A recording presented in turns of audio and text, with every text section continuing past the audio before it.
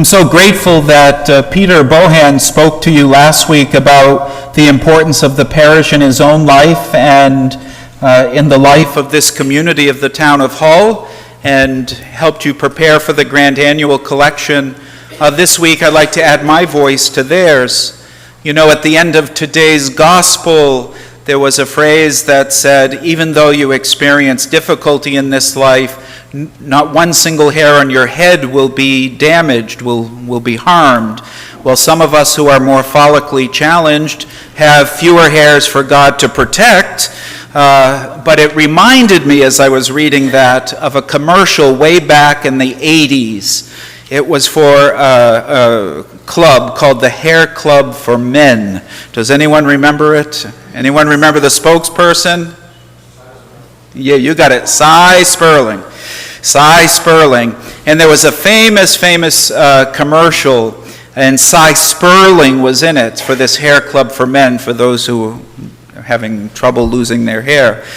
And in this particular commercial, there was a tagline, and it always ended like this: the Hair Club for Men. I'm not only the president, but I'm a member.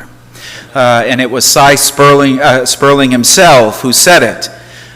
I always think of that commercial when I think about being pastor.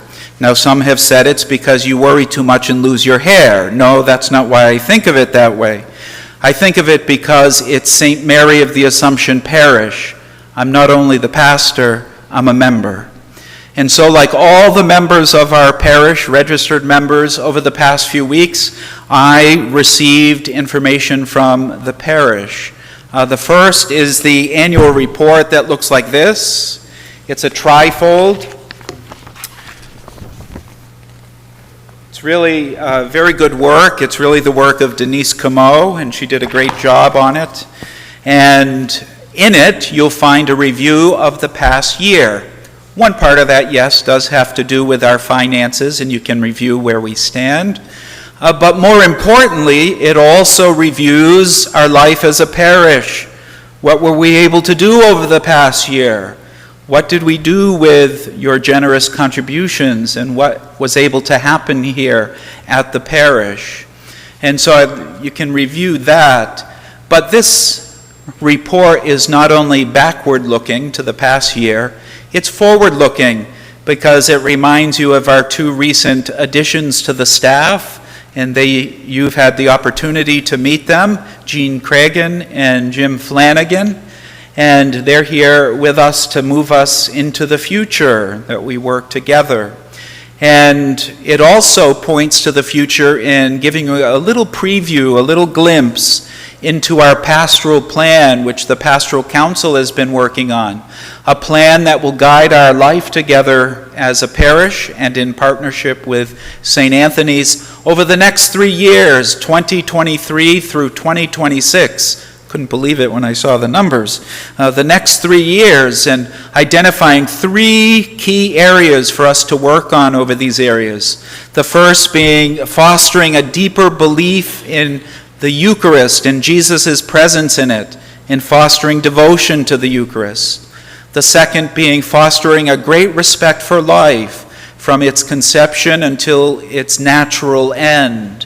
And third, fostering a culture of vocations where we help all of our members, especially the young children and young people, young adults, to know that God has a purpose for them, a plan for their life, and to help them to discover that plan and to have the courage to follow it.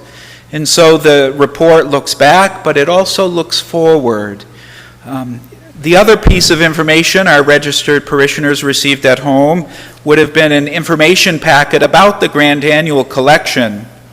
The good news about both of those pieces of information, if you did not receive it, is there are copies out in the gathering space.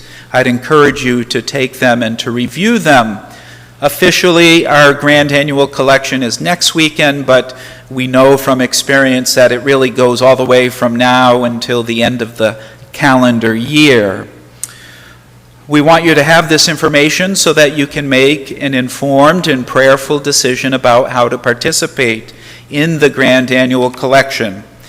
And so, in addition, next week, the special collection is for retired sisters. It is without question that the greater Boston area and the communities in which we live have benefited from the retired sisters' dedication and faithful service as teachers, counselors, caregivers, evangelizers, and advocates. I'd ask you to see the bulletin for additional information. So when we come next week, the collection during the Mass will be for your regular offertory and anything for the grand annual, and the special collection, the basket after Mass, will be for the retired sisters. I thank you for your time and your patience today. The Lord be with you.